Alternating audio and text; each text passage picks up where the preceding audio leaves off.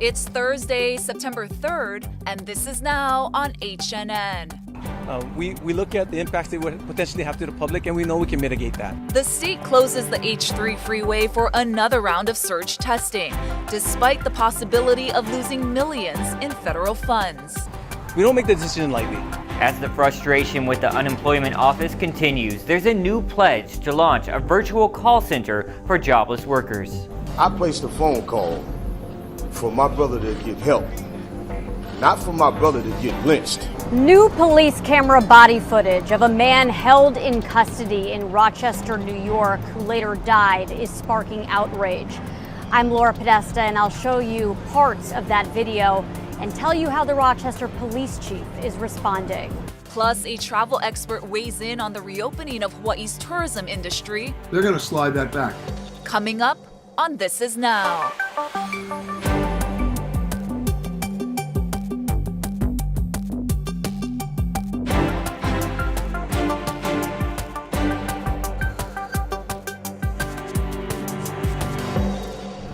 Good afternoon. Thank you for watching This Is Now. I'm Jonathan, your director here in the HNN Digital Studios. Alongside Ashley, we want to get you started with the latest numbers into us from the State Department of Health. Health officials say 4 more patients with COVID-19 have died, bringing the state's death toll to 79.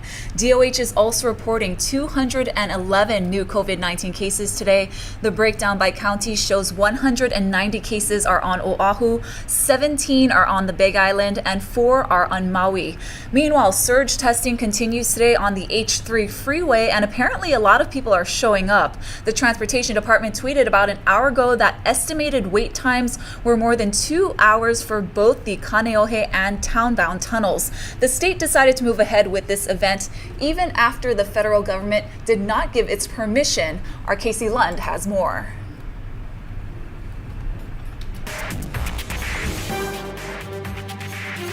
Yeah, and as today's testing is underway in the Hirano Tunnel, we wanted to talk to Ed Sniffen, the Highways Director, about what we've learned from Tuesday's event. And also, Ed, an important update. I know that we didn't officially have the blessing from the Federal Highways Administration.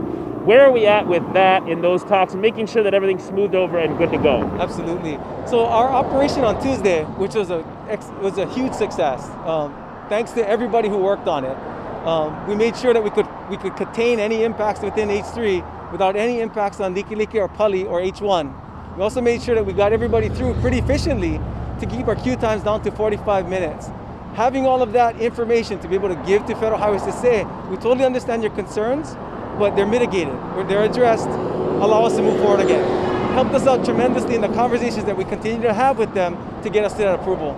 Very good. And I know that on Tuesday we had about 1,700 people sign up. It seems like the numbers are going up though. Tremendous. So we had 1,700 pre-registered, 2,500 or more came out to get tested. This time, because of thanks to the coverage that we've gotten on this, and thanks to the community that wants to keep themselves and their community safe, we had over 4,000 people pre-register. We are expecting to hopefully test over 5,000 today. So we really appreciate everybody coming out to get tested. Last question, we've got about 2 hours left of testing. It goes until 2 p.m. What do you want folks to know if they're coming out this late in the afternoon? Please check our travel times. We're putting out travel times throughout to let everybody know how much queue time you have on each side of the tunnel. Choose which way you want to go and make sure that you come up, be patient. We'll take care of you and we'll get you through as quickly as possible. Very good. Ed Sniffen with us, Highways Director for the Hawaii Department of Transportation. A reminder, you can still pre-register for testing a little late in the day for this, but you can still make it out here. As Ed said, just check those travel times. But if you'd like to register for future testing, doineedacovid19test.com is where you want to go.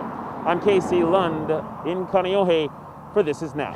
Right now, the Trans-Pacific quarantine rules remain in effect. Governor Ige says they're extended until at least the end of this month. Today we hear from CBS News travel editor Peter Greenberg about when he thinks the state could reopen. It hasn't been announced yet, but you can count on it. Hawaii is not going to reopen on October 1st. They're going to slide that back. And the biggest lobbyists behind that, it might not surprise you to learn, are the hotels in Hawaii, because they don't want to open at 20% capacity or 20% occupancy because that's financially unsustainable for them. So bottom line, you want to go to Hawaii, think mid-January, but book it now. Again, that's Peter's opinion there. We have not heard from any government officials about a further extension of those trans-Pacific quarantine rules. Peter also weighed in on the top major airlines dropping those change fees. Here's what he had to say. Look, the airlines didn't willingly get rid of change fees. They would like to position you to think, we finally decided to do things right for the consumer. Really? Okay. You know what? That's like the bank robber and murderer giving the money back before he's executed. Okay, but you're still going to get executed. The point is, what was your motivation? And the motivation was you couldn't sell tickets. And when you can sell tickets, they're going to come back with something. You know they will, right? We're living in an age of ancillary fees, getting charged for everything short of breathing. And you know that they're also in the world of following the loser. So whoever wants to come back a nickel and dime first, it'll be interesting to see who follows suit. Now, they may not call it change fees. They might call it a Tuesday morning applesauce fee. I don't know. But somewhere they're going to try to replace that revenue they've lost. Less than a month on the job, and the state's new head of contact tracing is asking for extended leave. Civil Beat reports that Emily Roberson told the department she could not do her job because the chain of command was unclear. Roberson replaced Dr. Sarah Park in mid-August. Sources say Park has continued to exert control over the program despite being widely criticized for failing to build it fast enough. While Health Director Bruce Anderson announced his retirement, Governor Ige allowed Park to remain on as an executive of the department. The confusion led to House Speaker Scott Saiki calling for Park's immediate removal. Frustration over the state's unemployment office has been running high for months. Rick Desog reports the department hopes a virtual call center will solve the problem. When the state labor department shut down its phone bank at the convention center last month, it redirected calls to its offices downtown, creating a massive bottleneck. And calling hundreds and hundreds and hundreds and hundreds of times and never getting through. The COVID shutdown left Uber and Lyft driver Diana Choi jobless in April. She initially qualified for pandemic unemployment assistance, but was cut off in June after the state asked her to verify all of her personal information. But even after she did, the state didn't restore her benefits, which added up to about $11,000. That's when she began calling the unemployment office.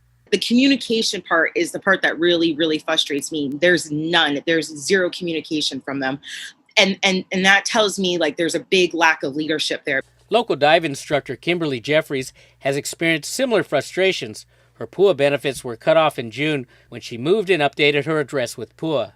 It's super frustrating. They've had 6 months to figure this out, and there are still 25,000 people who don't have unemployment benefits right now. That's completely unacceptable. The acting labor director told senators today that she's working on the problem. We know it's difficult to get through those lines because we know that the unemployment insurance staff is already inundated with processing claims.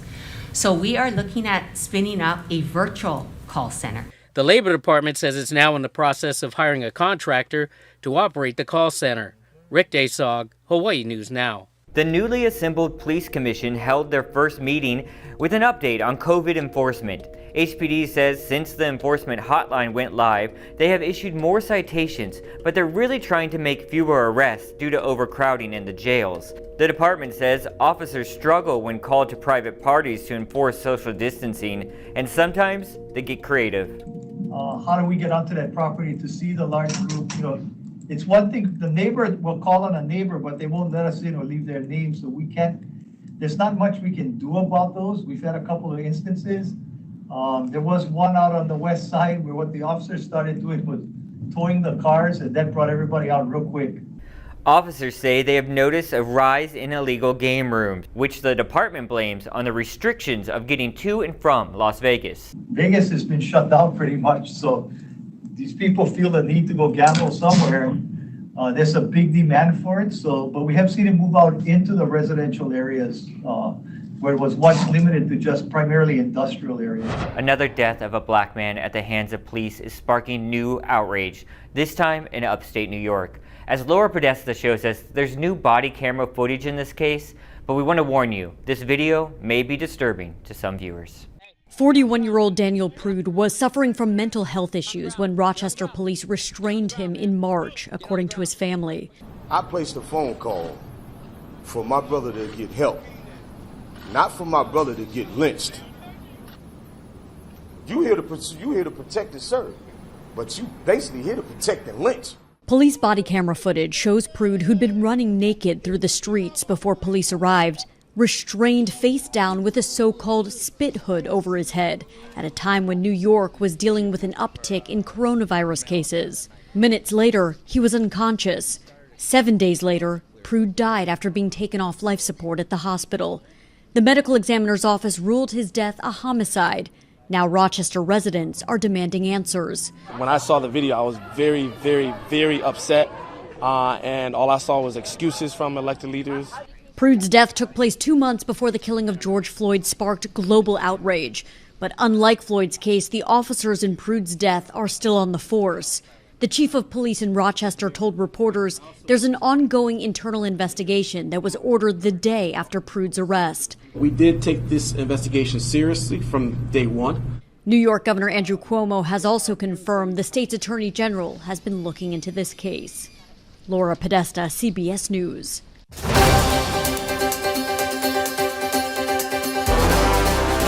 Now to campaign 2020 news. This morning, Gayle King had an exclusive interview with CEO of Facebook, Mark Zuckerberg, about what the company is doing to stop misinformation during this election.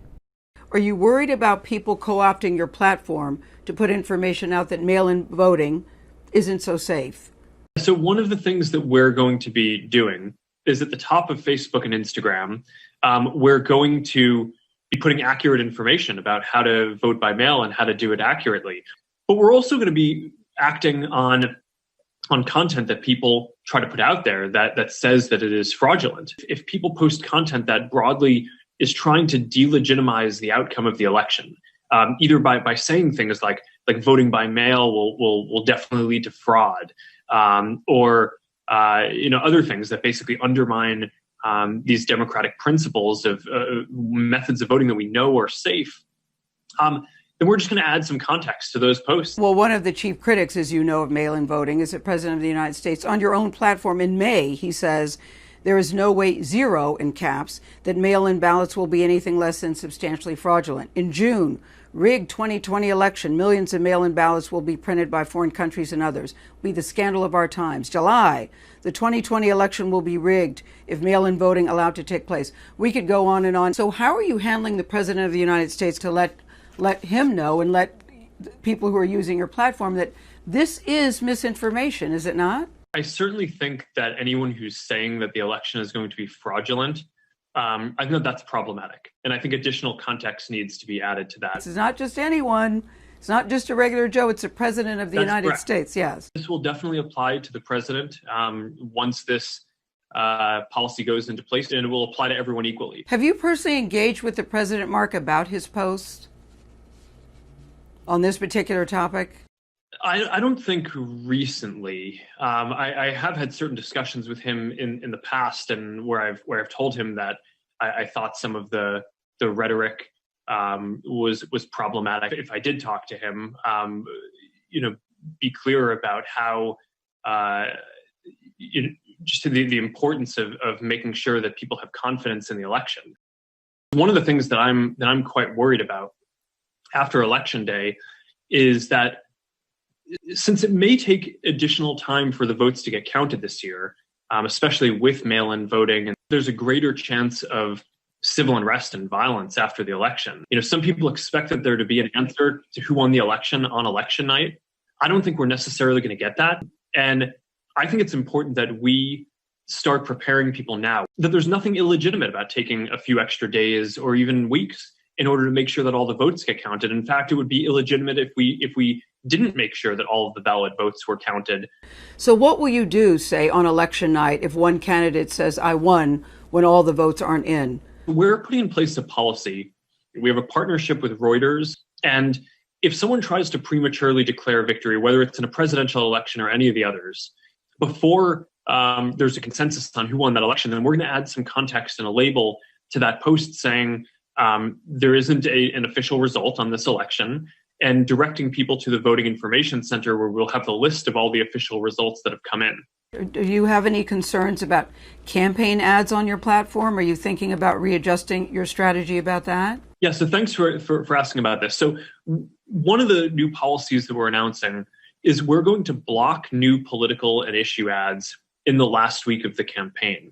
And I generally believe that the best antidote to bad speech is more speech. But when there's a vote, then if someone is kind of dumping some new information, if it's misinformation in the last days of the election, then there may not be time for that normal kind of debate and process to play out. And that's why I think it's important to have extra restrictions in the last week. You and I have had the conversation before about misinformation in political ads. There does seem to be a bit of a contradiction there, that you won't challenge incorrect political ads, but you will challenge misinformation from candidates. You know, the thing that I'm very sensitive is having us be the ultimate deciders of what is right and wrong and true and false in the world. There are a number of cases where we can rely on other authorities. Around elections, we partner with local election officials. So if someone is saying, hey, don't go to this polling place because the lines are really long, and the local election official says, no, that's false, it's fine here, then we'll take that down. That's voter suppression, and we'll take that down no matter who says it. Dwayne the Rock Johnson revealed yesterday that he and his family tested positive for COVID-19. Natalie Morales has more on how The Rock is doing and the advice he has for his fans. My wife, Lauren, as well as my two baby girls and myself, we have all tested positive for COVID-19. And I could tell you that this has been one of the most challenging and difficult things we have ever had to endure as a family. Hollywood's highest paid star, Dwayne Johnson, and his immediate family joining the more than 6 million people in the U.S. who have contracted coronavirus. Johnson saying it took more than 3 weeks for him and his wife to recover. Fortunately, his 2 young daughters, he said, only had mild cases of COVID. The superstar, known for his blockbuster hits like Jumanji and The Fast and the Furious, said he has been on lockdown, isolating at home with his family for 6 months. But Johnson revealing on Instagram how he likely got infected. We picked up COVID-19 from very close family friends. And these are people who we love and trust. They're devastated that it led to them infecting our family. As a result, he's implementing new rules for anyone visiting his home, and he's advising all of his fans to do the same. If you guys are having family and friends over to your house, you know them, you trust them, they've been quarantining just like you guys, you still never know. Have them tested the day before, and if they test positive, you stay away. If you don't, then you come over. The Rock using his massive platform to send a message. It has nothing to do with politics. Wear your mask. It is a fact. And it is the right thing to do, and it's the responsible thing to do, not only for yourself, but for your family. For Today, Natalie Morales, Los Angeles. Someone so strong, even combating it himself there. And it took 3 weeks, they said. Mm-hmm. Wow. And that's kind of the message that we've been hearing from health experts lately, right? Is regardless if they're your family or friends, you should still wear your mask and protect yourselves and them.